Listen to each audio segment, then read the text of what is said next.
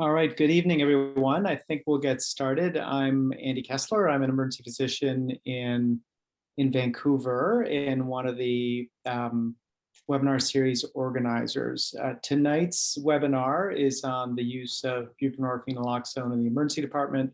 This follows a more general Just a Nuggets webinar we presented last month, in which we introduced some very basic topics about buprenorphine, and this will go a little bit more in depth. It's meant to be interactive. You'll see on your screen here a few of the panelists who will be introduced in greater detail shortly. And just to give you a very quick background on the webinar series, it arose from a provincial collaboration called OUD in the emergency department, where a lot of people identified knowledge gaps, and this was the inspiration for this webinar. So glad everybody here can join, and really looking forward to this discussion.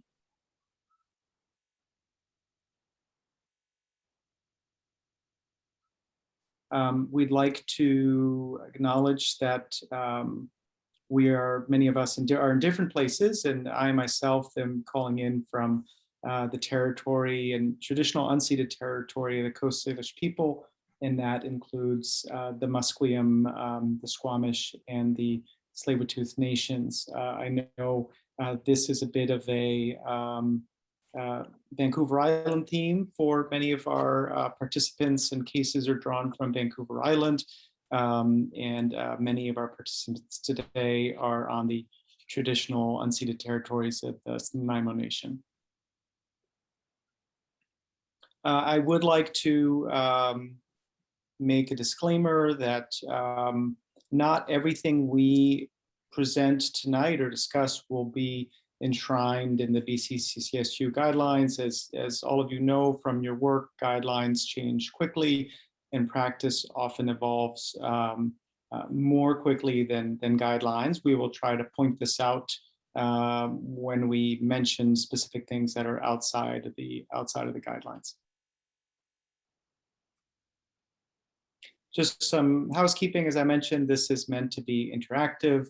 You can raise your hand using the raise your hand function. You can post in the chat if you're more comfortable that way. Always please to make this interactive. If you're able to, turn on your camera. If you're comfortable doing so, it's also perfectly fine if you prefer not to. Just so that you're all aware, this session will be recorded. We will also have some time at the very end of the meeting for additional questions if some things haven't been touched on. And just to clarify about the cases, we thank many of our colleagues from the Vancouver Island Health Authority for contributing these, and we have changed them and simplified them to some degree to illustrate certain clinical ideas or principles. I think that's, yes, and just a final thing, if this is meant to be a bit of a flipped classroom type of webinar where you have opportunity to read more in depth about the topic either before or after the webinar. And we just popped up here the link where you can find this information, and you will also see, there will also be a recording of this webinar if you want to see that later.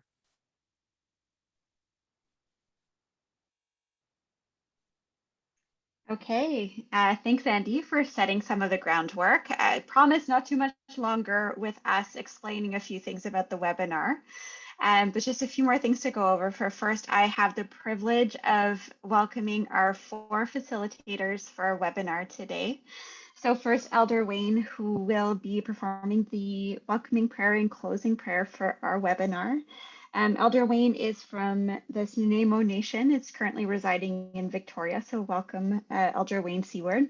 Next is Amy Shalafu. She's our expert with lived and professional experience from Nanaimo. She is a tremendous advocate working for the Society of Equity, Inclusion, and Advocacy. She is an outreach and women's resource drop-in coordinator. And finally, the Indigenous Literacy Coordinator for the Literacy Central Vancouver Island, and we welcome her expertise during this webinar. Next is Dr. Jody Turner, an emergency physician in Nanaimo. She is a member of the LOUD Collaborative, a fellow learner, and has been a tremendous advocate for improving care in the ED for individuals with substance use disorder. And finally, so last but not least, Dr. Ann Sutherland, a dual trained emergency and addiction physician. She is also part of the LOUD Collaborative and has contributed to the newest research around micro-inductions. She's currently working as an emergency physician and an addiction consultant at VGH. For our learning objectives today, so by the end of this webinar, you will be able to hopefully describe an approach to buprenorphine naloxone inductions, including selection of protocol, confidently initiate and support a microinduction in various settings, including outpatient and within your own ED, identify and treat precipitated withdrawal, assess patients for missed dose of buprenorphine naloxone, and manage atypical inductions. A bit of the webinar outline or structure. We will start with a welcoming prayer. We hope to go through 4 cases, 5 if we have time, with review of clinical pros for each. Some time at the end for a Q&A, and any final questions, any closing prayer. After that, we will stick around and answer any other questions any other participant might have. So now I will pass it over to Elder Wayne for our welcoming prayer.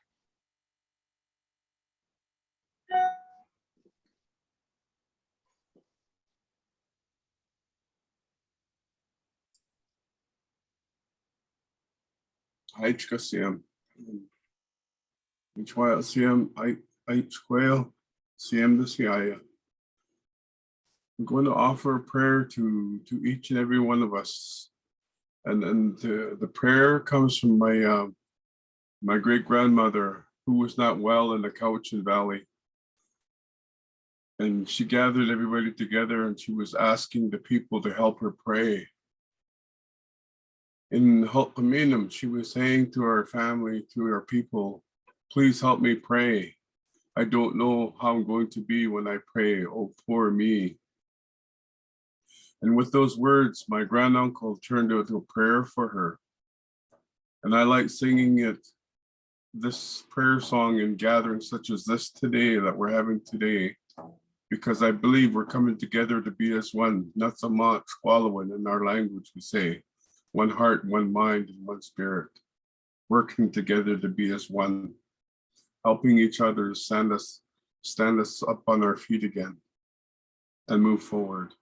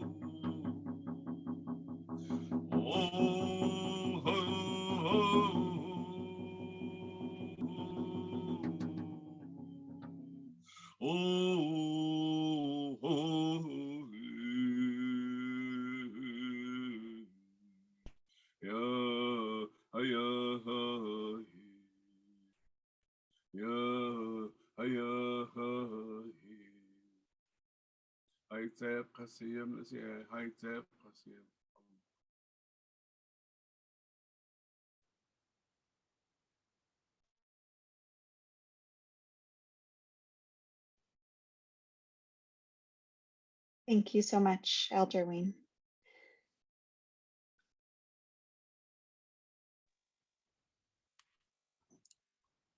And now I'll pass it on to Dr. Turner. Thank you. Just wanted to start with a case so we can kind of put ourselves in the clinical context where we feel comfortable. So kind of imagining in your mind, you're seeing a 32-year-old male. Sorry, I just lost the screen there. There we go. 32-year-old male. He comes to the ER. It's an evening shift and he's got a purulent right arm cellulitis. There's a history of opioid use disorder with this patient. He actually injects daily 8 balls or roughly 3.5 grams of fentanyl. His last use was 12 hours prior to coming in, and he was actually on buprenorphine naloxone a year ago. He doesn't use other substances. He doesn't have any other past medical history, and he doesn't take any regular medications.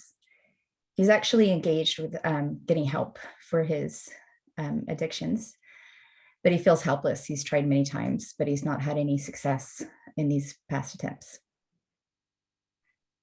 So the first question is, sort of putting our minds in the topic of discussion. Have you thought about buprenorphine naloxone as a treatment for this disease? So first, sort of prompting questions, and this is where our expert on the line, Ann Sutherland, will help us. So providing informed consent around buprenorphine naloxone. So we'll talk a little bit about that and how you kind of offer what the available options may be, which may be different in different scenarios, and how to continue that therapy. So I'll pass it on to Ann. So ultimately, providing informed consent around buprenorphine naloxone, it depends on what type of induction you're going to be using and what the patient's plan moving forward would be. So what do people know about the different types of induction? So, I mean, there's many different protocols, but there's sort of 2 big umbrellas in which we sort of, I guess, put our inductions under in terms of our methods. Feel free to use the chat or unmute yourself and join the conversation.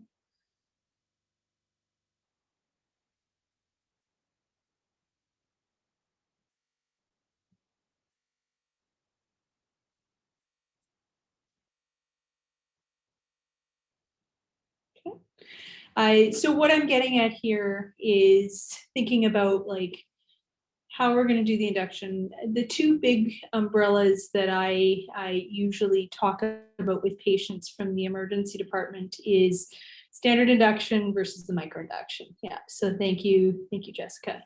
So the difference between the two is standard induction is better studied at this point. There are a number of studies ongoing in the emergency department regarding the micro-induction.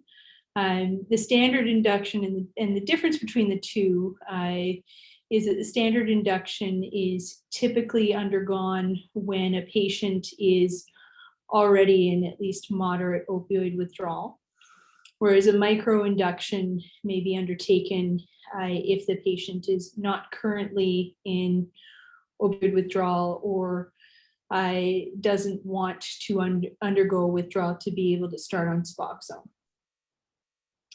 And one of the big caveats between the two is that the standard induction is faster, whereas the micro-induction can take a number of days. Now, depending on which protocol you're using for micro-induction, it can take anywhere from effectively 5 to 7 days are the typical protocols that I use, but you can also undergo protocols that take much longer as well.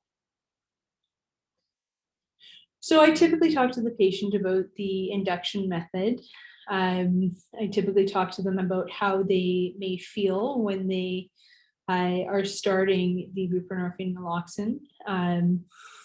And I typically talk to them about their plan for continuation, which is a big piece of the buprenorphine naloxone. So whether or not they'll be following up at a clinic they're already connected with, or if there's other clinics that might be available, such as a rapid access addiction clinic. Now, the caveat here is I work in Vancouver, where we were very lucky to have access to the Rapid Access Addiction Clinic at St. Paul's, which is a walk-in clinic that's open 7 days a week from 9 to 5 every day.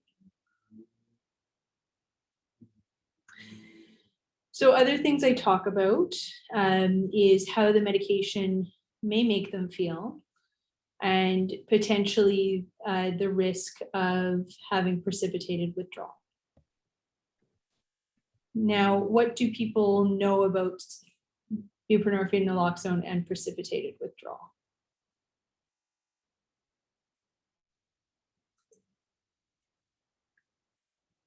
What is precipitated withdrawal?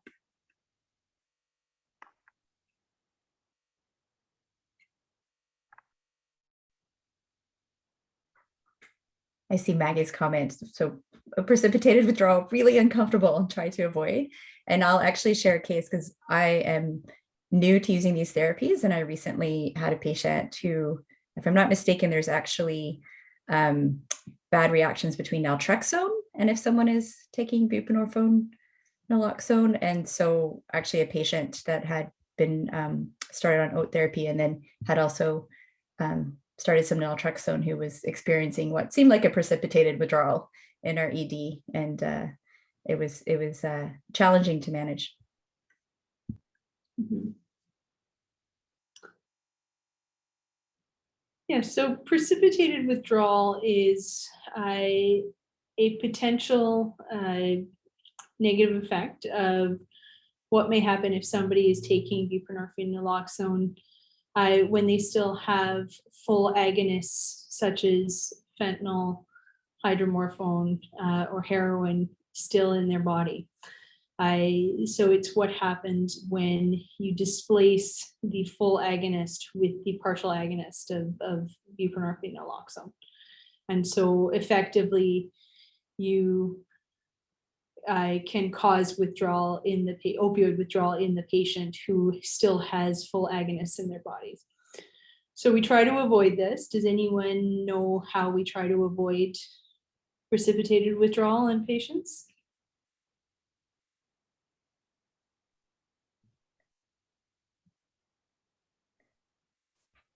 You know, one of the things that I've learned was the timing around induction. And there's actually a good BCCSU resource, clinical guidelines, that we've incorporated in kind of our department sort of process with whether this is something that can be started now. And that sort of just depends on what they've been using, and the timing of that is one of the things, the tools that we've used. Perfect. So the timing of when you would start buprenorphine naloxone is very important if somebody has recently used any other opioid. So waiting for the cows greater than 12 before start is great. And that's effectively what we do for the standard induction. And so the COWS score is the clinical opioid withdrawal scale, and it's used to gauge how much withdrawal a patient is in before potentially beginning a standard induction. So when I talk to a patient about precipitated withdrawal, I go through all of these points. I go through, you know, if they've last used recently, when did they last use? And I talk to them about the risk of precipitated withdrawal. And, you know, to be perfectly honest, often a patient has a personal experience with potentially what they feel was precipitated withdrawal, whether or not it was. So often patients are able to relay that information back to you. And so the different types of induction, we talked about the standard induction versus the micro-induction, and how you select the best fit for your patient.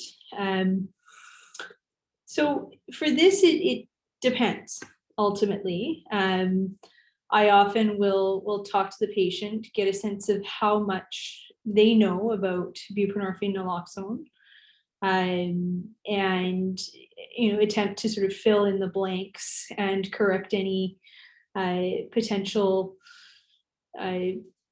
ideas that they may have that may not be correct. And I usually try to gauge where they're at and where they're coming from in terms of their desires for what they would like to move forward with. The caveat being here that selecting the best fit for your patient, if the patient is already presenting in moderate to severe opioid withdrawal, assessing the patient's desire to do a standard induction would be sort of my primary objective to move forward at first, and seeing how they feel about that. There's just a question that Charles had brought to the group, which I think is a great question, and it's not naive, it's fantastic. So the clinical gestalt versus COWS, I feel like I'll give an answer, and then I want other people to give an answer if that's okay, based on their experience. But coming at this as someone who not actually applied this frequently until more recently, I find that if you have the COWS score and that kind of standardized COWS score, and actually go over it with the patient who's communicating with you, because potentially they're going to continue to use this themselves when they leave. And so with the nurse, myself, and the patient going through kind of where they sit and what their symptoms are, it seems to be really well lined up with the actual standardized form. So that's been my experience. Any other experiences on the line there for actually using the standardized COWS form? Do you find it straightforward? Do you find is there a lot of subjectivity to that for folks?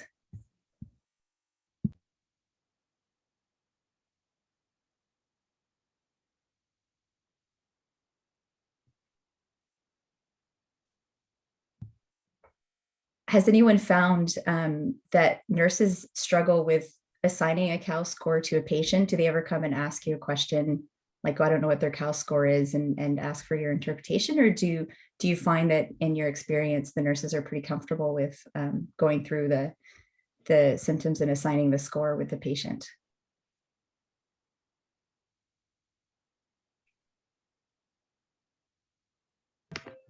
And Charles, I don't know if that really answered your question. I think what I really said was that I don't trust my clinical gestalt, but I find that the form actually works well.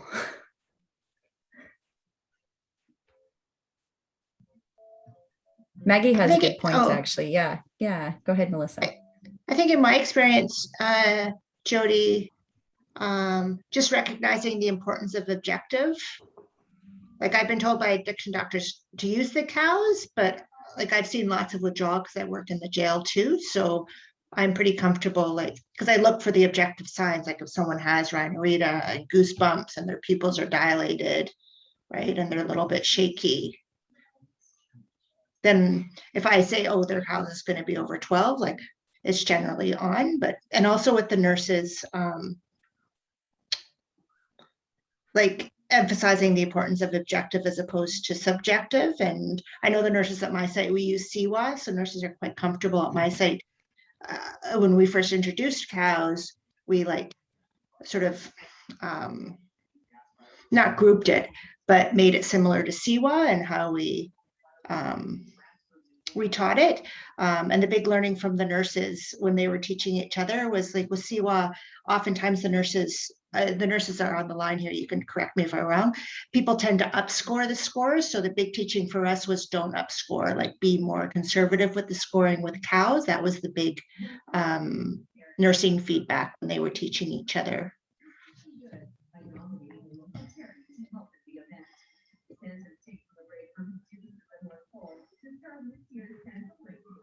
So I think that's also echoed by Nicole there on the line. And I don't know if that helps Charles or others with their questions. It helps me that, you know, really kind of, like you said, erring on the side of using those objective features and relying on that to try and decrease your chance of precipitation. And then, yeah. Yeah, and I think, you know, the other thing to go off of, when we do our standardized inductions, which is the induction to undergo when patients already in withdrawal, where you give the 2 milligram, 2 milligram, 2 milligram, and then escalate. Often that is a subjective criteria that we educate the patient with. We give them a one-page handout, but they're not doing their own COWS scores at home. They're going off of how they subjectively and objectively feel. So, you know, we effectively trust patients to, you know, calculate their own COWS subjectively without going through the COWS score every single time they're going to give themselves a dose.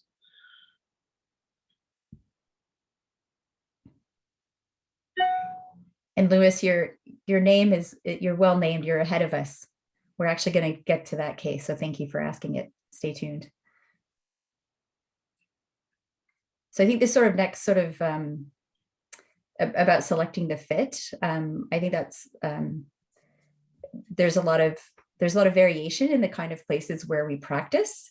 And so there's the best fit for your patient. And I know a lot of us would probably say there's also sometimes what's available for you and your patient in your community, which can also be a factor in how that decision gets made.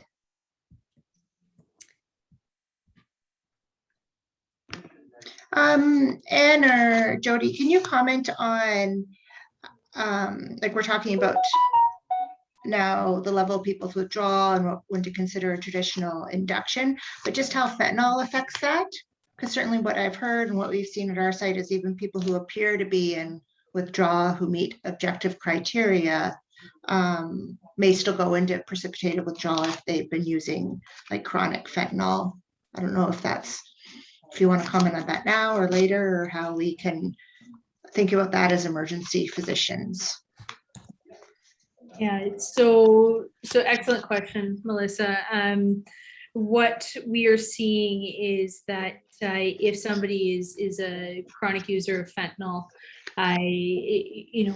what I tell people is even if they're in moderate withdrawal, there is still a chance because fentanyl adheres quite tightly to the receptors, and so often if I'm doing a standardized induction with the take home pack, I will try to coach the patient to take other non-opioid adjuncts to try to get themselves further out from the 24 hours, to try to get them feeling potentially worse than their last withdrawal, or their worst withdrawal, as a way to try to get further out and attempt to mitigate that risk of precipitated withdrawal, and because the fentanyl adheres so tightly to the receptors.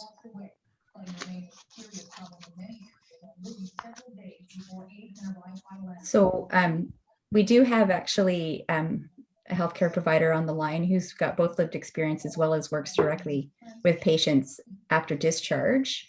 I wondered if Amy Shellifu, if you have a comment about sort of selecting that best fit for your patient. How do patients tell you that they like to be sort of asked or offered? Or any thoughts on that discussion?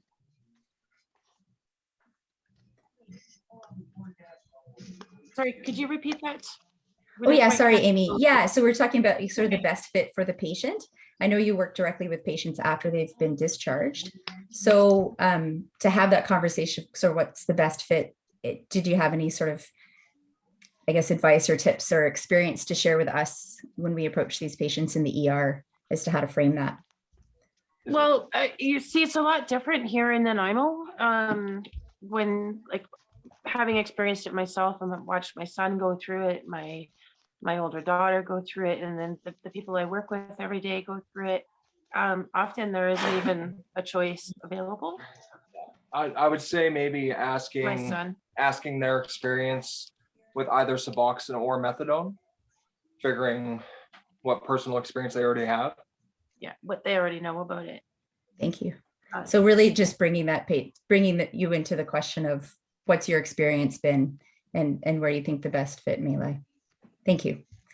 I know we're getting to the kind of time limit on this particular case, so I do want to actually finish up with our questions. I think we have the slide coming up here, if everyone can see that. So again, just to sort of summarize here. So understanding the induction process, really important. And then I'm going to transfer to Ann actually to sort of summarize this slide. So I think she has more. Yeah, so just to go through again, the induction process, what the patient knows about the induction process, so you can pick up where they leave off in terms of their knowledge, what they want out of the induction process with buprenorphine and naloxone, and what their goals are. I do talk to them at length about precipitated withdrawal and offer them other sort of non-opioid adjuncts to attempt to, try to, I guess, smooth the rocky course that it may be in terms of the induction. And then I talk to them about how to manage if they do end up with precipitated withdrawal. And ultimately talk to them about how I would be treating the precipitated withdrawal before the induction, or how I would recommend they treat the precipitated withdrawal before the induction if they're going home with their medications. And again, when deciding on the type of induction, ultimately, patient preference is a major factor in deciding which direction we go in, or what is recommended.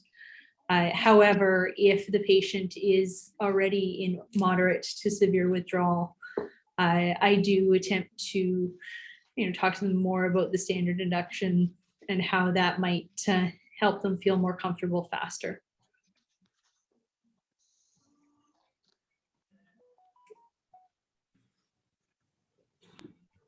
In the interest of time here, I know Isabel's driving the slides, but we've already kind of covered those questions. So moving on to the next.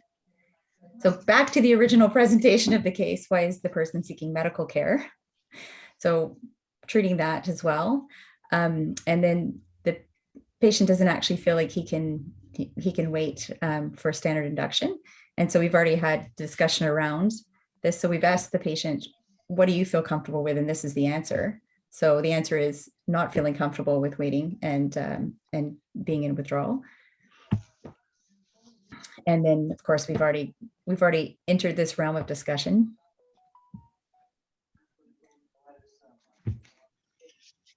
So I think this is what we've come to hear Ann tell us. Share your knowledge. All right. So does anybody have any experience with prescribing micro-inductions thus far?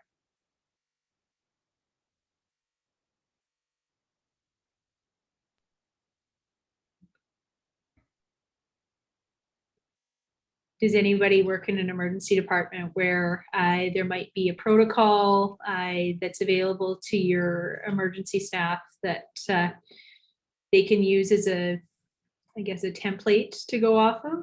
If they've used one and they've potentially either seen patients come back or seen patients come back for unrelated reasons, and they're continuing on with the buprenorphine and naloxone. Amy just put in the chat, Amy, I don't want to speak to you. It's just about how important it is to just treat people's side effects, like how they're feeling. So cramps, nausea, and just the comfort care, how important that is. Mm-hmm. So I can speak a little bit to the uphill battle that we're continuing on in Nanaimo. And thank you, Amy, and your son as well, for sharing how difficult that is, because that's one of the big frustrations that I share as well.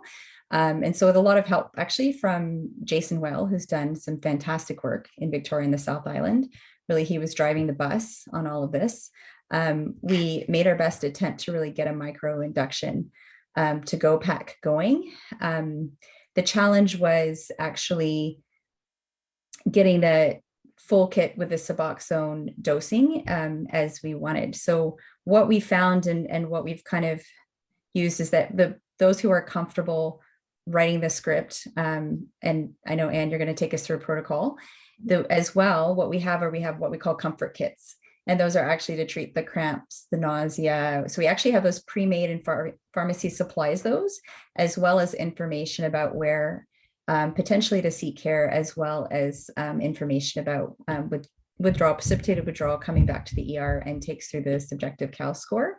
And then we actually also have, it's not a traditional induction protocol, but we have a few days supply of just sort of a BID micro quarter dose tabs. So I kind of describe it as like, it's sort of like being on a stationary bike. You can't fall off, but you get started and you don't really go anywhere. But the hope is that with people like Amy, who are doing the work in the community, we have our substance use outreach, then we try and connect those people to care if we can. And so the thought is that the decision is made to try and get help. Some tool is offered that's not going to cause them to go into precipitated withdrawal, most likely, but also not require that they go into full withdrawal first. And the hope is that care can be picked up, but it's really challenging. Yeah, I think that's a great idea. Those comfort kits sound excellent. I think that might be something that we might take away from the seminar at BGH, because often what I do is I will just give to-go orders of multiple doses of things like your Gravol, your Tylenol, your Advil, and ultimately tailor it to the patient's common withdrawal symptoms. But I think a comfort kit is a great idea, because often it's medications that are just around the emergency department very easily to access. So I think we're sort of getting short on time with this case. Are we comfortable? We can kind of scroll through, I think, to the slides there that actually talks about the induction. These are all available for later reference. So the micro-induction, effectively, the principle of it is you're using very small doses of buprenorphine naloxone that increase over a number of days. So often the microinduction is a 6 to 7 day protocol, are sort of the most common ones that are in use along the lower mainland. And effectively the thought process and the pharmacology behind it is you're using smaller doses to shift the full agonist off the receptor. So you're using very small doses of the buprenorphine naloxone, which is below the threshold needed for precipitating withdrawal. The basics of the microinduction is that you do not need the patient to be in withdrawal, moderate to severe opioid withdrawal, prior to the initiation of the microinduction. So the important thing about the microinduction is that there is no one protocol that is in use. Often there's sort of a protocol that people use most commonly in their department as a start. But with certain patients, you may find that a little bit of tinkering to the protocols may be required, which is why being able to either have a rapid follow-up or a rapid access addiction clinic where they can follow up within a few days if things do go sideways is very, very nice to have, but understandably not always, unfortunately, the standard of care.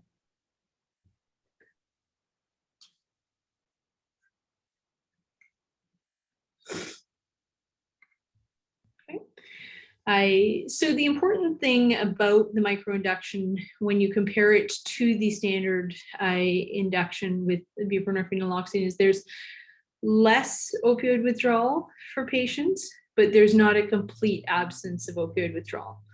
And again, the risk of precipitated withdrawal is less, but not absolutely zero. So it's important to counsel patients that, while we're hopeful that they may not experience precipitated withdrawal, it may still occur, and counsel them regarding the signs and how to treat it. So again, coming back to the informed consent piece, the aim is to prevent the symptoms of precipitated withdrawal, but not completely alleviate. So what you want to do is you want to be treating them with non-opioid adjuncts. And the other piece is also, the thought is that they will also either be continuing to use illicit opioids, or you'll be providing them with a full agonist in addition to their buprenorphine naloxone component as well. So what you're going to do is you're going to increase the dose of the buprenorphine naloxone until they reach a maintenance dose, at which point they will be more comfortable and transitioned onto the buprenorphine naloxone until the point they're at a maintenance dose, which is upwards of over 12 to 16 milligrams. It's important to counsel the patient that they're still at risk for opioid overdose, okay? And they can still experience opioid withdrawal. So microinductions aren't necessarily the be all end all, right? They're sometimes complicated. Often they require patients to potentially cut their medications themselves. It may require them to be able to keep a prescription for a long period of time, and these are all barriers to the microinduction success as well.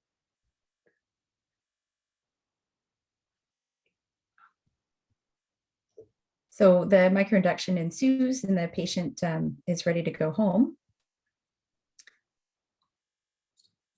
And we've talked about sort of protocols and sort of choice, and a lot of that's subjective. And now might actually be a time to just bring back in that through the BCCSU, this will be flagged at the end of the discussion, but there is a 24/7 physician helpline if you have questions and want to talk to an addictions expert in real time. I know sometimes that can be a challenge, but there is actually some outside support that you can get in these cases. And then how do you sort of increase your patient success, and what do you discuss in your discharge instructions? Any any sort of thoughts as we wrap up this case? Because I know there's a lot here to unpack, and then we have other cases to talk about, but I really want to hear about people's experience with this, if they've got it to share with the group.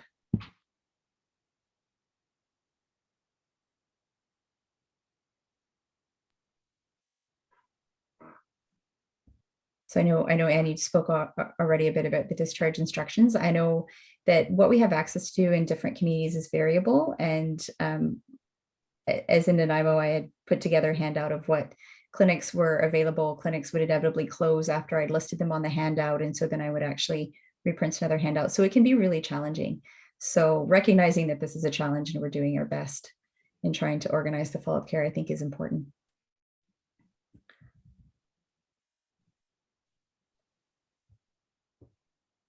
In the comfort pack that we have in Nanaimo, and this will be different on Charles Stringer just asked a question, so I'll just quickly answer that. We try and just anticipate what are the side effects or symptoms that people will have. And so in our comfort pack, personally, we have dimenhydrinate, we have ibuprofen, acetaminophen, and loperamide. If there's any flag in the patient's history where we don't think that's a good mix, then we can always adjust that. But those are actually ready to go. And what I found a lot of our nurses are now comfortable doing, even if the induction's not started, if someone comes in and they're dealing with opioid addiction, that comfort pack is offered to everyone, regardless of what their choice for treatment may be. And so those comfort packs have become something that people are very comfortable reaching for. And I think it's helped us. I think we might move on there. And we can pause on the screen for people, but I know we're well over time for this case.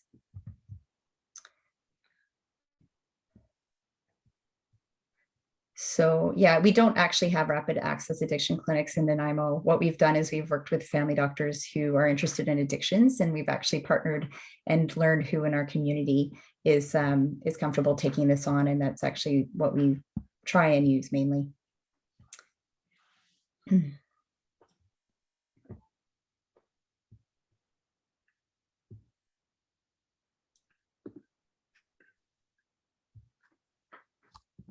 And I was just hoping you could maybe speak to what this protocol actually is, just in a little bit, especially the one you prefer. So just speaking to that a little bit. So effectively, the one on the left, who is the standardized protocol that's often used for micro-inductions from the emergency department. It was what we were using for our emergency department study, looking at micro-inductions versus standardized inductions.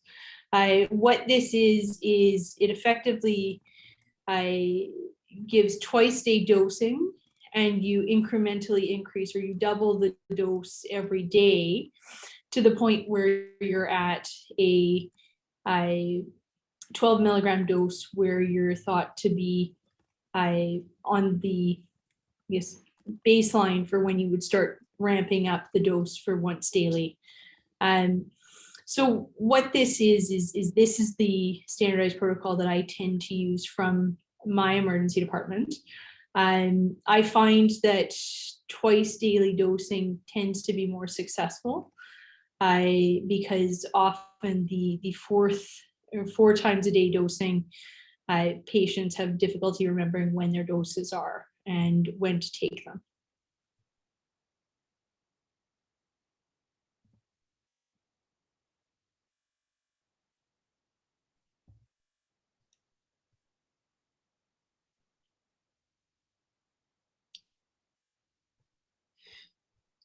So just to speak to this, so this is coming back to the idea of the comfort pack. So you're giving the non-opioid adjuncts to hopefully help a patient or to support a patient through the withdrawal symptoms they may be experiencing. As I mentioned earlier, if you feel comfortable, you can prescribe a full agonist opioid concurrently.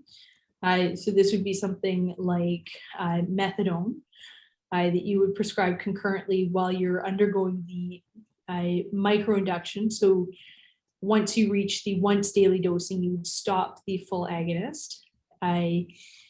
Other things that people may also feel comfortable prescribing on top of this is the hydromorphone pandemic prescriptions that patients may also already be on.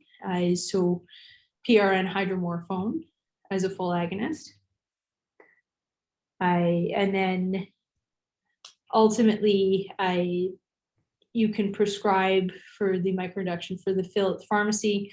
We often will give a patient a blister pack for these as well, because it helps with the success for patients to be able to see which doses they've taken and which doses they may still be missing from the day.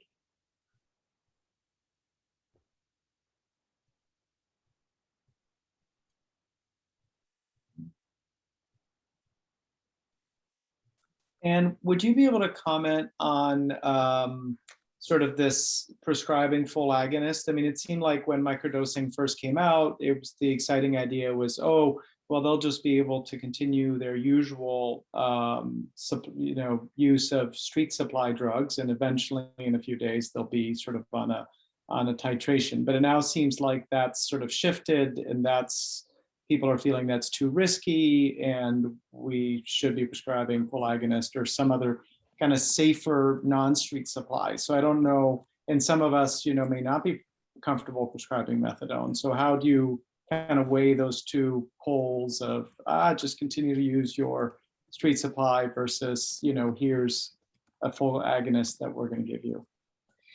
So I often come back to the patient and I ask them what they feel comfortable they would be,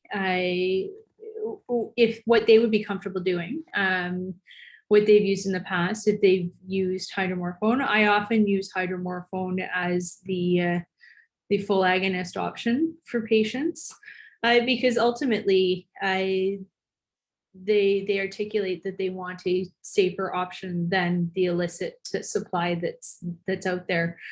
They often will comment on the fact that, oh, what's in the down is not just opioids, and so they feel safer with a full agonist that's prescribed.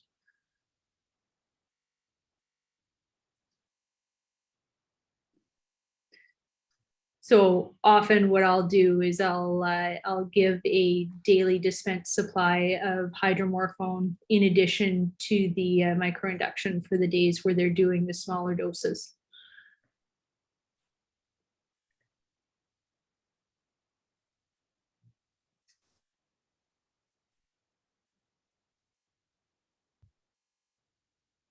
So just taking us through the case, so clinically he deteriorates. He actually becomes sicker with a fever. And at that point, it's flipped to the inpatient status because he's requiring IV antibiotics, fluids, looking more like sepsemia. So you've actually admitted him overnight. So now he's going to be in front of you on your turf for overnight.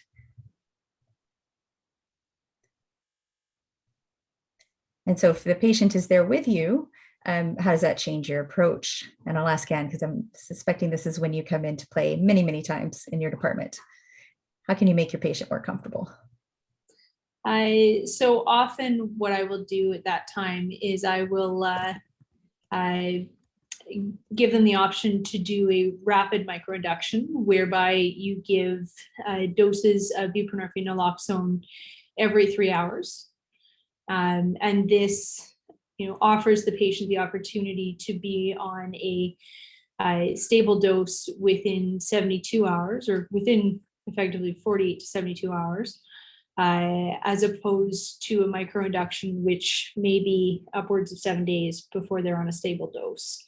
And benefits to this is that the patient doesn't have to keep track of the timing. They don't have to keep track of their dosing. You can have a nurse that does it for them and wakes them up and gives them their dose, and they're on a stable, or at least a beginning dose of buprenorphine naloxone prior to being potentially discharged within 24, 48, 72 hours.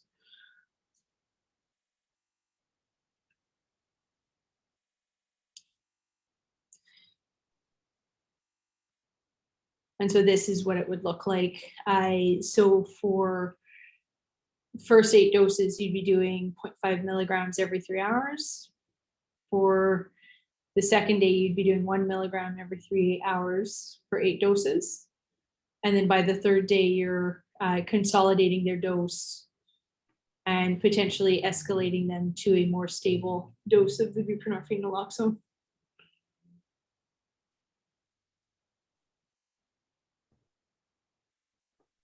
Perfect. So sort of the complexities of the micro-induction versus the traditional induction. I know we've talked about those. I think if everyone's okay, just due to time constraints, which is actually listed on that algorithm, which we're having now, might be okay to go ahead and go into the next case and dive into some of this. Thanks.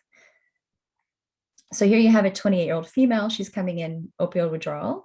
She's been smoking a gram of fentanyl daily for a year. She's never tried OUD. Otherwise, she's healthy and she doesn't take any regular medication. She is not pregnant. She last used fentanyl 18 hours ago. Her COW score is 15. And so you talk to her and she says, yeah, I'd like to try treatment. And so you start a standard induction. She gets 2 milligrams. 1 hour later, her COW score has not changed. It is still 15. She then gets a second dose of 2 milligrams. Her COW score is now 26.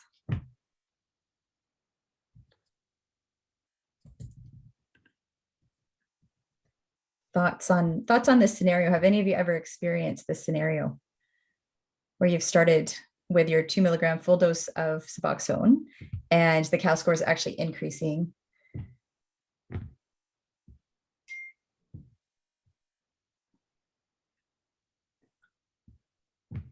So ultimately, determining whether somebody's in undertreated withdrawal versus precipitated withdrawal, may depend on the timing of when the COW score, when the patient's symptoms started. The sort of rapid onset of very severe withdrawal is within 15 to 30 minutes of the buprenorphine naloxone administration.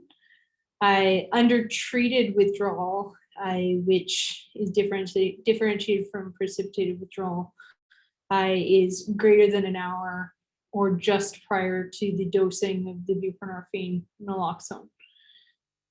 So important thing with precipitated withdrawal, minimizing the risk of potentially having precipitated withdrawal in a patient, again, is alluding to what Dr. Allen mentioned earlier, particularly with the fentanyl. You want to try to stretch out the timeline from their last use of fentanyl because fentanyl adheres so strongly to the receptors. You may consider having a higher threshold of the COW score prior to starting a buprenorphine naloxone induction. Putting more weight on the objective symptoms in the COW score than the subjective, and understanding that a COW score can also be affected by things like your concurrent sedative withdrawal, concurrent stimulant intoxication, potentially a concurrent acute medical illness, potentially psychiatric comorbidities as well. And that's sort of the challenge and the beauty, I guess, of what we do on sort of frontline acute care, is that it's a constantly evolving clinical picture. We're dealing with complex patients, and we always are trying to be mindful in our line of work of not getting in a one-track frame of mind of, is this all that's going on? Which I think sometimes we can fall, or I can fall into the trap with these patients in these scenarios. So that's actually a really good point. I was just wondering from Amy's experience, what are the important things for patients to hear to help them decide around the risk of precipitated withdrawal, or what their experiences might be and what they hope to see from their providers? sorry, yeah, I was just sort of writing things down here at the same time, and I was just mentioning, like, in the chat, like a lot of the people that I'm seeing every day that I'm working with, we get a lot of people that are really sick, like they're in withdrawal a lot, and we work closely with the SES team and the core team, and if we have any concerns, provided they're not crazy busy, they try their very best to get there within a certain amount of time. But if things get really bad, then often we send them in an ambulance. But I keep hearing that they usually just get sent back. I'm so much more curious about, like, just being able to get them these comfort packs. And I do know people, I have a lot of people actually that have tried the micro-induction, and I hear a lot of really good feedback about that, but I don't hear as much good feedback about, what's that program called here, Ken, with where you get the hydromorphone? Do you remember the name of the program? Safe. The safe Opiates. Safe opiates, yeah. And I don't get a lot of good feedback about that. In fact, most of the people that I work with on a regular basis won't use it. Because their tolerance is so just high. too, yeah, it's way up there, and so it doesn't tend to touch on that. Sorry, I don't know if that helped or not. I think the comment you made, especially Amy, about in the chat about fentanyl users not really necessarily working well with the micro-induction piece. And I think that fentanyl is just so prevalent, right? Even if you don't know that you're deliberately using fentanyl, there's fentanyl there. Like it's just there, it's just everywhere. And so I think being mindful of that really changes our approach. I mean, that's why more people have died from the overdose pandemic than have died from COVID, because the high potency opioids. And so I'm saddened to hear that the experience is going in and not feeling like getting help. I think that's a lot of the motivation that people on the call today are trying to address, because we know that we're not doing well enough and we need to do better.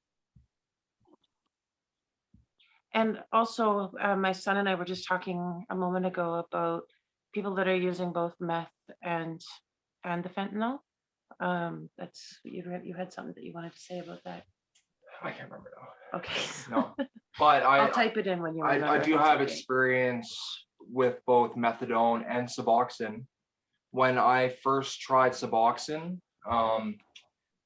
they didn't have the micro-inductions at the time, so I was told that I had to abstain for 72 hours before I could use the Suboxone, which can be a long time for an addict. 3 days is forever. So I went right back to methadone, because I know that the methadone will take the pain away a lot quicker than going through that process. Yeah, you're a lot more comfortable with the methadone, I've noticed. Yeah. I mean, on a really high dose, you're on like what, 180? The Suboxone didn't give me that immediate relief that methadone might. So that was my choice for not going to Suboxone. Yeah, I think that I do know. Sorry. No, that's okay. I think sometimes in a busy ER, we forget how important the conversation is that we have with patients around, this is a disease. We wish we had more to treat it, but there are options for help. And, certainly the primary discussion around this is to help clinicians like myself get more comfortable offering OUD therapy and the different types of inductions. But it's always important to recognize it's not the only method of treatment, nor should it be framed as such. And so that's actually a really important point. So thanks for sharing that. So I have another comment. I had a friend that microdosed methadone while they were going on the Suboxone, and that was to reduce the precipitated withdrawals. Do you have any information on that? So that's something I've seen done in the community. It's not something that we do as much as emergency practitioners, I would say, but when we have our addictions team looking after inpatients, that's definitely something that I've seen done. Yeah, it's something that often from an addictions perspective, it's something that we can offer. The challenges, I think, with most emergency physicians is that often emergency providers do not have the privileges to prescribe methadone, and so they're unable to prescribe that concurrently with the buprenorphine naloxone. And so that's, I think, one of the barriers to the concurrent prescribing of the micro-induction with the methadone. I think, yeah, thanks so much, Amy, and your son. I don't know your name. Amy's son. Ken. Ken, for your perspective. I work in an emergency room. I work in a really quite a busy community, like not academic, fee-for-service emergency department. And even though I'm interested in this area, like I don't have enough time or the capacity to go through all the choices. And the choices for treatment or not, just the choices for comfort have expanded from my perspective so much over the last few years for people. So really, I see my role as an emergency provider when somebody comes in and they have an opioid use disorder, they may be in withdrawal or not, is really like trying to make their healthcare experience not trigger or traumatize them, like trying to make it a kind and experience that they think is all right, try to address their immediate symptoms, like try to make people more comfortable in the moment and see what they need in the moment, and really like introduce the idea of OUD if that's what people want at that time, but also really try to figure out a way to help with the transitions of care to make it easy to people to get somewhere safely and comfortably to somebody who has just more capacity and more time to take that the person just deserves, and whether that's like using our outreach teams or using like peer navigators or whatever, and me also like giving people like a couple days of something to keep them comfortable and safe until they can connect with somebody who can well, I think that's like where have those longer conversations with them. So that's really what I'm working on as an emergency doctor, right? And really like, again, not traumatizing people by coming to the ED. So I don't know what your thoughts on that are. I think that's where those therapy packs come into play. So while they're going into the process of going onto the Suboxone, giving them the therapy packs to take home with them. Seroquel was always a big helpful one for me. I was a meth and heroin user. Me too. So when you're coming down and you're in that manic state, Seroquel, was able to kind of help with the withdrawals and bring me down from that. Thanks for that. I've got some work to do when I get back on the next shift. So I know that, well, maybe not everyone on the line, but I want to know more about treating precipitated withdrawal, because I think that there's reluctance around OUD initiation because of this fear, and I think we need to overcome this fear. And so I want to hear from Ann, as well as the rest of the group, approach to treating precipitated withdrawal. How do we feel empowered to deal with this? I know when we have the conversations that patients are started on OUD, that they should feel comfortable coming back if this happens.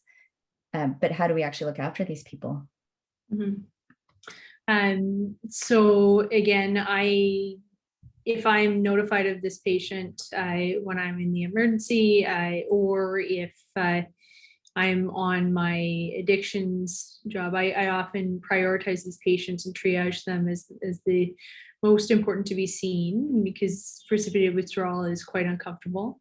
And I tend to them as soon as I can, and often just try to empower them to say, this, naming what I think they're going through, and so that there's at least a conversation that opens up with myself and the patient that notes that I understand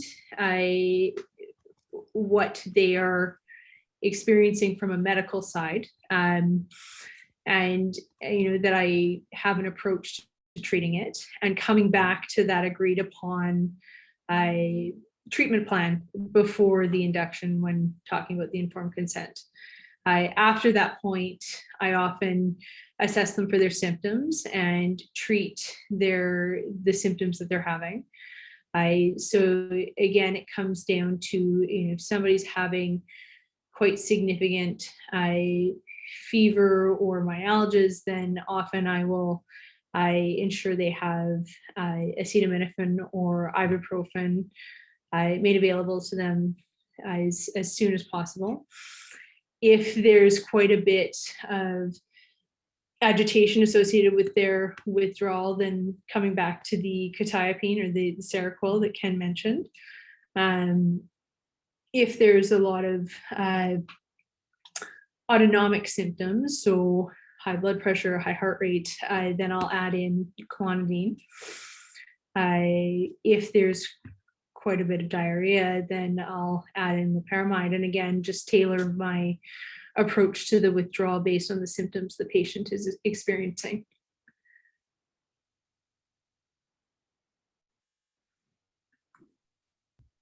Thanks, Anne.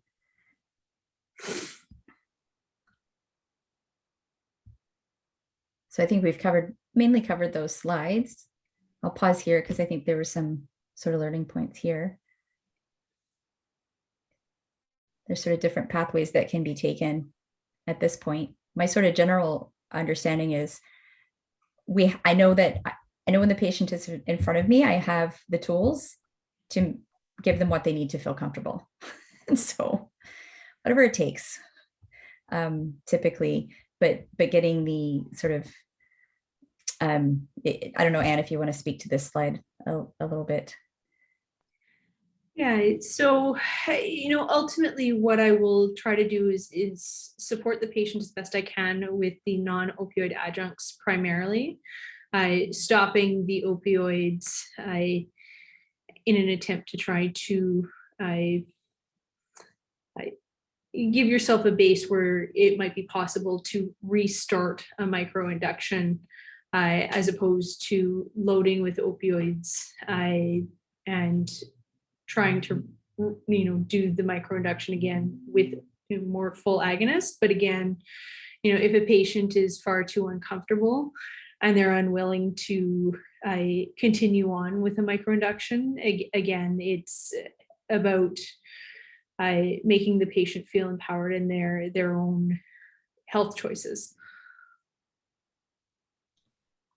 I'm curious if anybody else on the call here has tried sort of push through. I tried it once and I had, I would say, okay success. I mean, it was rocky, but the patient, we used other meds at the same time to keep the patient comfortable. And he did, end up sort of established on buprenorphine, at least for a couple days. Then I think he came back a few days later and needed to try again. But I'm really curious to hear if other people have used this and with what results.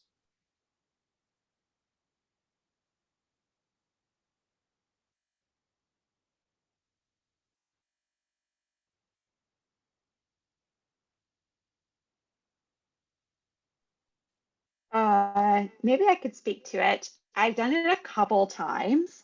The thing is that with all these three options, is always, as Anne said, to use all non-opioid adjuncts that you have at your disposal. So what Amy said is about listening to the patient, what's worked for them in the past, and the symptoms that bother them the most, and target those. Now, the push-through method, it's being mindful that you're just trying to overwhelm the receptors. Ultimately, do they feel 100%? No. Do they not feel great for a week? Yes. So you have to warn them about it and talk to them about that start. And you really have to make sure you address some of the nausea or vomiting, because otherwise they're not going to be able to dissolve a tab underneath their tongue. So I think the important thing is validating the symptoms, saying that you're going to be there for the patient, confirming what you're going to do, continue, pause, or stop. The first two, you want to use your non-opioid adjuncts. And then the last one, as of last ditch rescue, is using opioids, particularly hydromorph as needed. So it works, but patients don't feel great for a little bit, so they need to be warned about. Thanks, Isabel. All right, so I think we can go to the next slide. And so Anne kind of spoke to this, the precipitated withdrawal you'll see more quickly, and this was a really good learning point for me actually, was that because you expect that buprenorphine naloxone to have an effect within 15 to 20 minutes, there was actually an hour gap between when that first dose was given and when the COW score went up. So That's actually super helpful. Yeah, and just keep the induction can carry on, and it's just the confidence to carry on the discussion or the induction.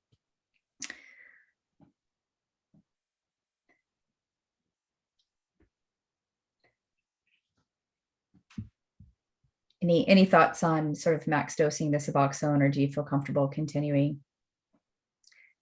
I'm possibly a little bit over comfortable saying to nurses, oh yeah, no, just give more, just give more, just give more. I used to tell this when they're treating pain. It's like, I've never seen anyone need naloxone from our medications that we've given in the ER. I have yet to see anyone get such over adequate pain control when they come into our ER that we've had to give naloxone from our own medication. So well, I know there's a bit of a cap because you're not going to actually get any benefit past a certain point. I've felt comfortable going past kind of that hard line. And I wonder, Anne, if you can speak to if that's happening more often with the kind of high potency fentanyls that you're seeing people come in with. So I definitely reassess the patient if they've reached sort of that quote unquote max dose. That's the initial max dose as per the guidelines. If they're still feeling uncomfortable and they're not drowsy, I will keep going. If they're finding benefit from even mild benefit from the buprenorphine naloxone. So I have not infrequently gone higher than the 16 milligrams on the sort of first day max dose. It's very rare that I get up to 32 milligrams for the first day, but often patients not feeling comfortable up until 20, 24 milligrams is not an infrequent occurrence.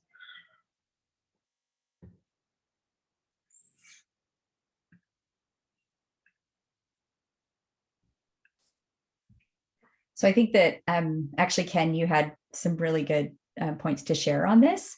But again, sometimes we get a bit myopic when we start down a treatment pathway, or I do, regardless of what disease we're treating. And I think it's important to always remember that the complexity is there are a lot of things going on, folks.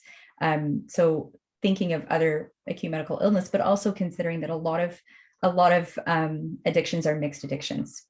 And so I think that's a really helpful actually point that you've made, Ken, that there are specific medications tailored to remembering that there's mixed addictions that we have to be mindful of.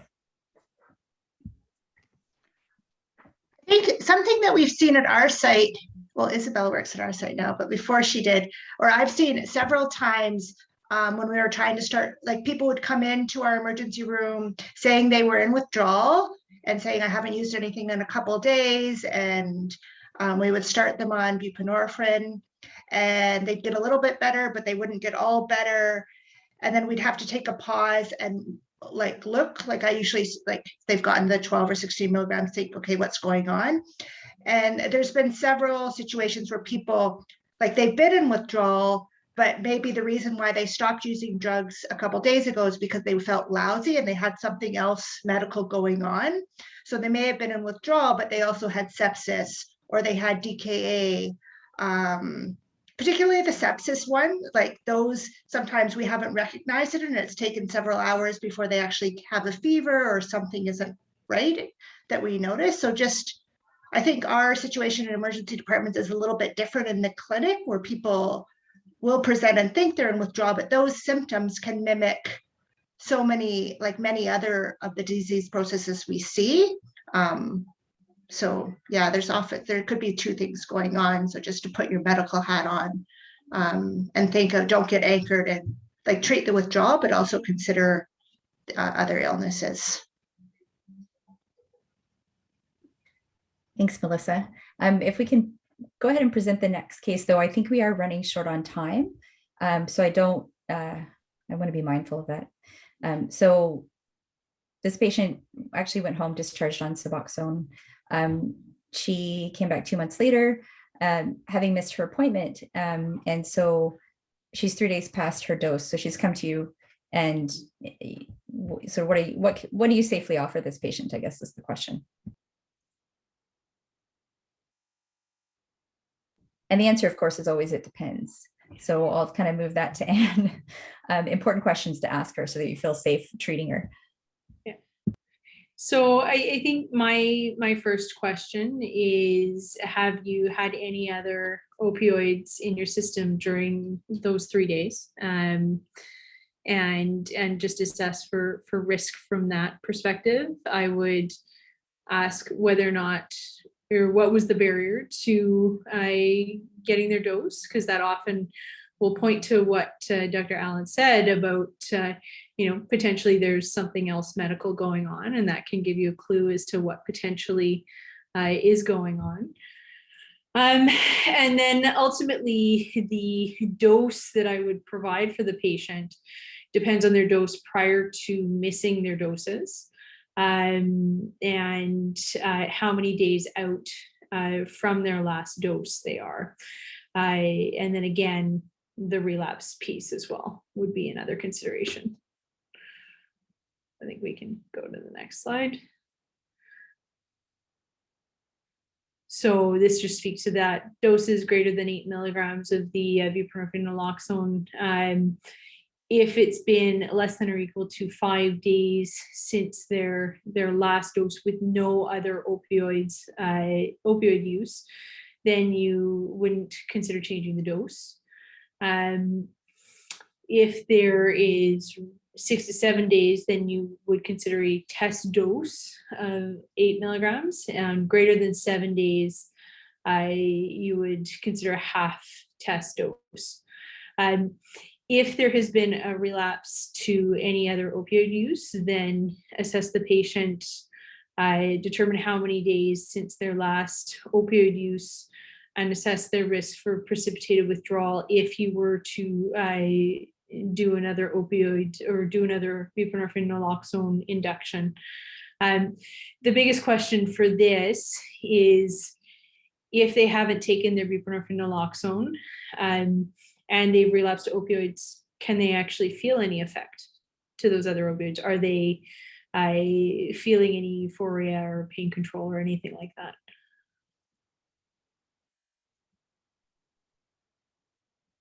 Oh, great. Thank you, Anne. Thank you, Jody. What a complex medication this is. And, the complexity of care that we're seeing in the ED is reflected specifically and more really for our patients with opioid use disorder. Thank you so much for contributing to these very complex cases. I think we're coming or nearing the end of our session. So I'd like to open the floor for any final comments from Anne, from Jody, from Dr. Sutherland, Dr. Turner, from Elder Wayne, or Amy, or Ken.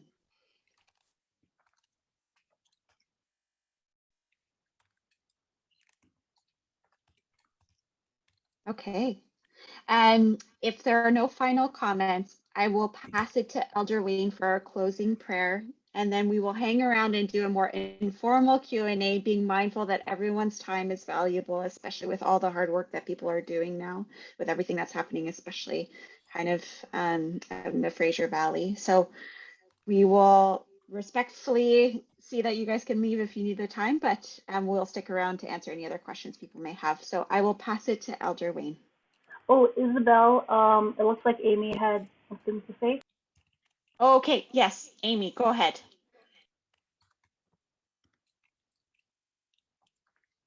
Sorry, my son wanted to just add in a comment, something that he'd like to say. Yeah, I just wanted to make a comment on offering tapers before offering long-term maintenance. So that wasn't an option that I wasn't given in rehab. They didn't ask me about how long I'd been using or any of that kind of stuff. They just automatically put me on the methadone, and then I was on it for a couple of years. And I think that's an important thing to think about too. That's Thanks, it. Ken. Thank you. Yeah.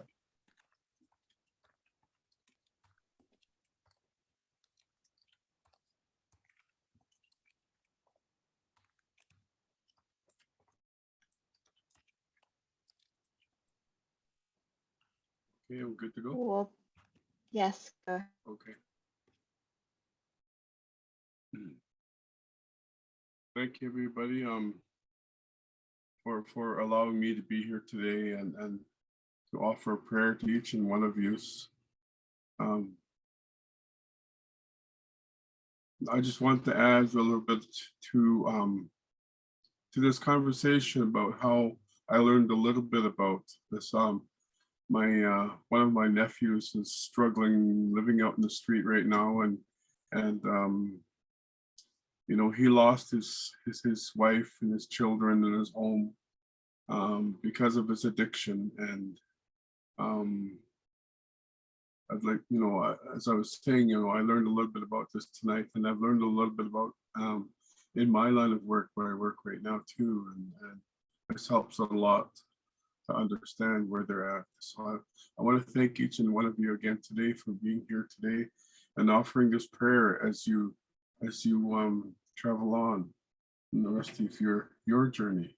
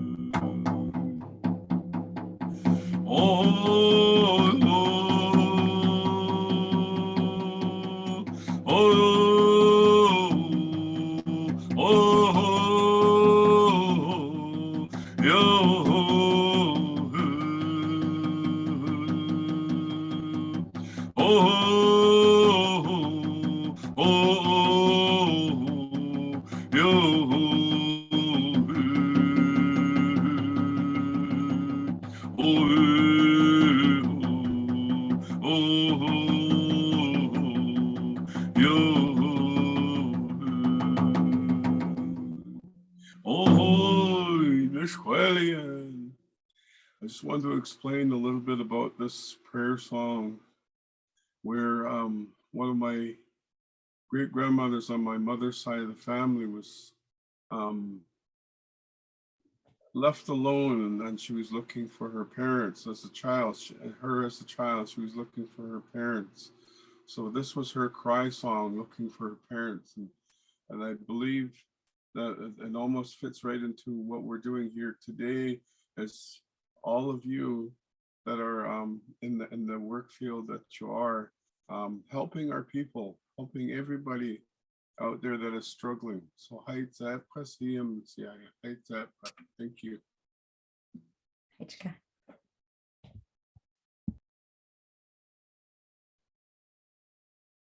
Thank you so much, Alderwayne, for closing this webinar. And thank you to Jody and Ann and Amy and Ken for their expertise and wise words in navigating this difficult medication and trying to support patients the best we can.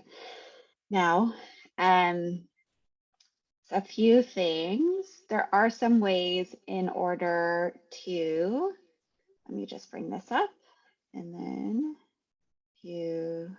slideshow. This is such a short period of time to really get all the information needed to really navigate Suboxone. So no, there are other ways to gather more information. Let me just bring this up. I can't do both apparently. Let me just cruise through. I apologize. I want to thank you, Isabel, actually, because you were driving the bus in the foreground and the background, and Melissa fielding questions, and Andy helping us with prompts. Yeah, let me just awkwardly go through all these slides, okay? Because it won't let me go towards the end. If any questions are popping to people's minds, I can now read the chat fully. I don't have answers, but someone else might. Yeah, a couple logistics things that may be helpful for people when they're working in their emergency department that I've found is just being clear on what you're writing for your nurses. And again, I think there's some nurses on the screen because it's a double, like it's buprenorphine, naloxone. Emergency physicians will often write Suboxone, but it can be confusing. The feedback I've gotten from nurses, it can be confusing, like what dose if someone writes, especially when you're starting to split the tablet. So if someone's writing, like if you write Suboxone 0.5 milligrams, it's not unusual for a nurse to think you're actually talking about, like you might mean a quarter tablet of the 2 milligram tablet, right? To get because you were talking about the buprenorphine component, but when they're looking at it on your narcotics book, they may think that you're actually asking for the 2 milligram - 0.5 milligram, like the naloxone component. So just being really clear, communicating with the other team members in your emergency department, what dose you want people to get.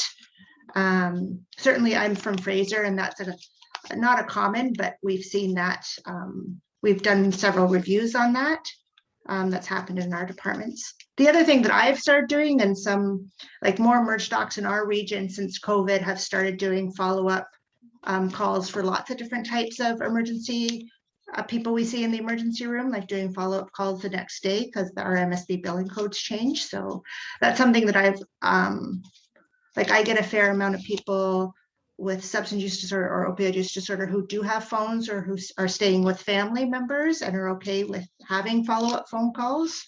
And like I was saying, Anne, like I really feel stressed for time when I'm working an emerge shift to talk to people about it. So if I'm starting somebody on buprenorphine or naloxone, and I don't do it that often, it doesn't come up that often, but when I do, and if someone's okay, has a phone, is okay with me calling, like I ask permission to call them the next day. I have several times, and it's gone over really well, and they've appreciated just like reviewing where they're following up or like instructions on how to take, when to take. They'll tell me what they've done, and that's worked really well for me. And I've also gotten a lot out of it just because it's a more relaxed environment the next day to chat with them. And I understand that lots of people don't have phones or don't have cell service, but depending on where you're working, you may have a population that does. So those are two things I found. Yeah, I think one of the things that we use in our emergency department that's really empowered our emergency physicians is just like a little information sheet regarding the administration and things to expect regarding withdrawal, precipitated withdrawal. And that has empowered a lot of our emergency physicians to think and to be less afraid of buprenorphine naloxone. So so we'll keep opening the time for the Q&A. If there's any other questions, this discussion is so great. For those who do have to leave the call, There are other ways to seek help. So Jody mentioned it. There's a 24-hour addiction medicine clinician support line for centers who do not have the luxury of having Ann at their disposal to call for supports. There is, for further training, the POTS-P program. So if you want to be able to prescribe concurrent methadone or Canadian or even safe supply for your micro-inductions, know that this is a process as well. And there's also further training on the BCCCO website. We are working on a platform with more materials and modules related to care for patients with opioid use disorder, specific to the emergency physician to come. And we do have a third webinar coming up, hosted by our lovely colleagues at FNHA on December 14th. And you can see their QR code at the bottom right-hand side, or Nicole has put in the chat their registration. So I hope to still see a few guys around to ask any further questions. Otherwise, any questions we miss in the chat, we'll try and answer in a roundup email. All right, I'll open up the floor again and hope to hear some more discussion as we have. Thanks, Isabel. I did just notice we have on the line, and I don't want to put him on the spot because he's possibly stepped away. But one of my colleagues who actually inspired me to do more work around this, Roger Walmsley, actually works directly with the outreach team, has been really trailblazing addictions in our community for a long time. And I've, grown to really respect the kind of work that he does. But in so much as, trying to find patients where they are and meet them where they are, he actually, through our hospital foundation in Nanaimo, got funding to have a van that actually goes around and delivers therapies to people on the street, including delivery of primary care. And while it's a very, we still lack a ton of resources, like that kind of initiative to really try and reach out, I think it says a lot. So Amy, I'll be connecting with him about those comfort kits with the SUS team, because I suspect we can address that.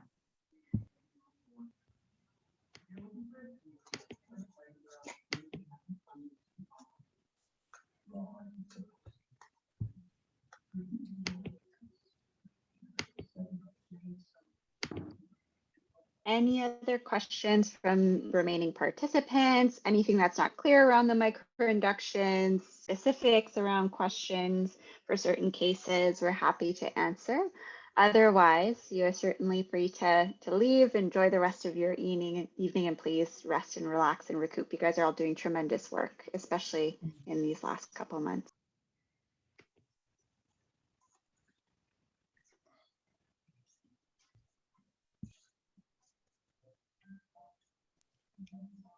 Okay, if that's it, I want to take one more time to thank all our facilitators. You've done amazing and your expertise shine through.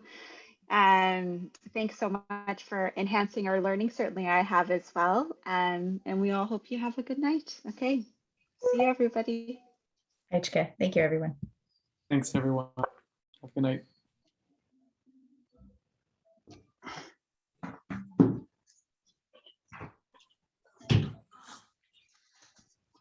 Thank you, everybody. And also thank you to Elder Wayne. Thank you for the beautiful prayer and the song. Good night, everybody. Thank you, Amy. Thank you, Elder Wayne. Thank you, Ken.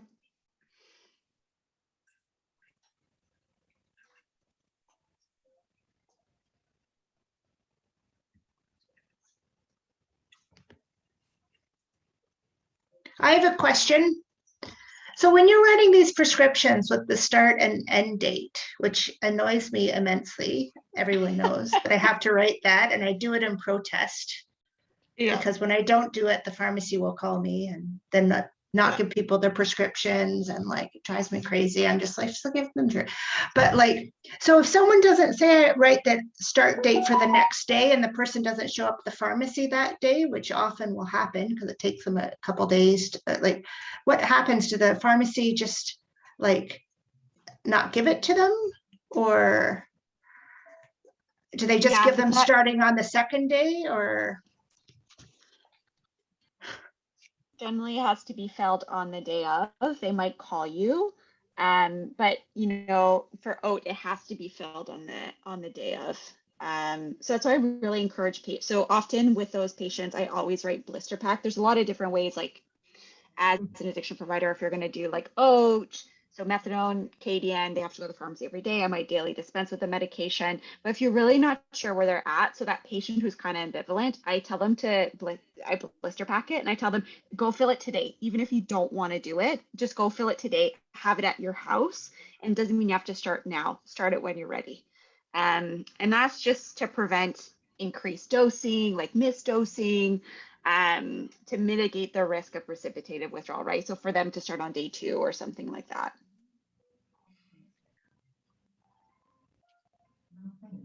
All right.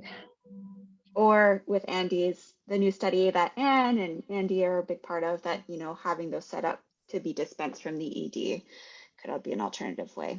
But certainly I've had success with patients. If you tell them to go and fill it out, they'll just might do the micro-induction a couple weeks later. Just tell them to go the day. I think the ED, well, I don't know. I mean, yeah. The problem with the ED dispensing is just once the tablets are, we can talk about this offline. Anyways, it won't happen in our region for a while because Sharon doesn't really support it right now, but because I don't understand how you're storing them how long do they last? Because once you open the actual Suboxone, like take them out of the package, the tablet out of the package, the shelf life decreases. Yeah. Like it becomes non-active. That was the issue with and then once you split them, it becomes less, like you have to use them within a certain amount of time then.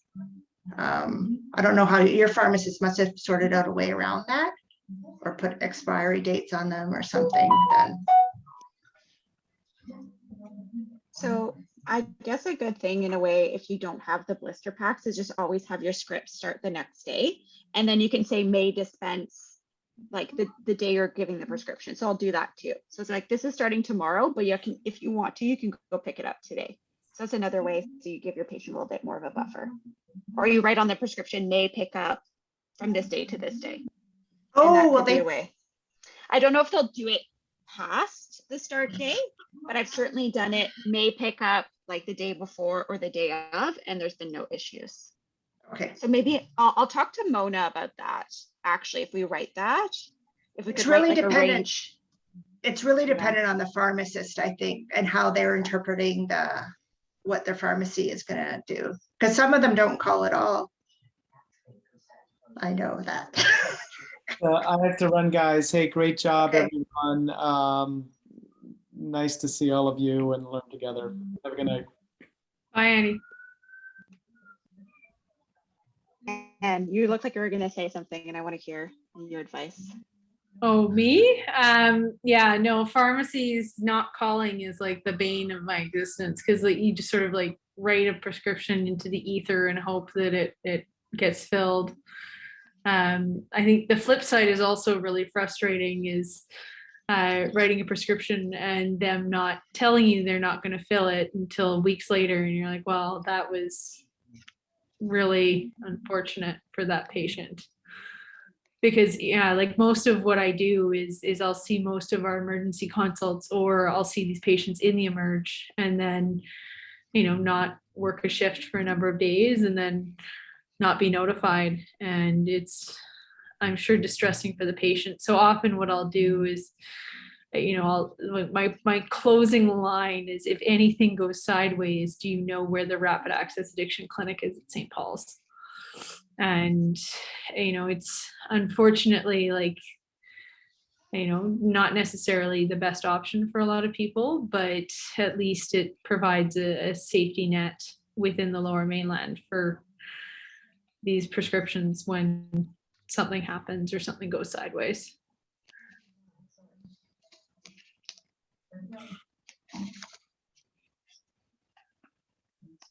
And Melissa, I also like your idea of just like, if you have the capacity, like for some sort of follow-up, and whether or not, you know, there is more virtual medicine happening in the ED. So whether or not this would be a great case for that.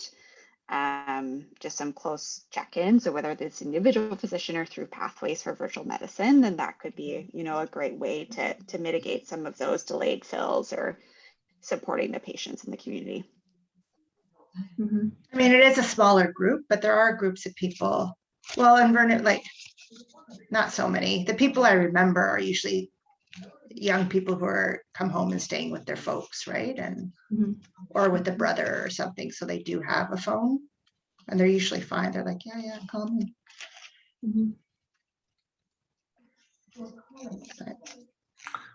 Yeah, I think that would be a tremendous resource for our patients. Like we often call back positive micros. I would love to make this be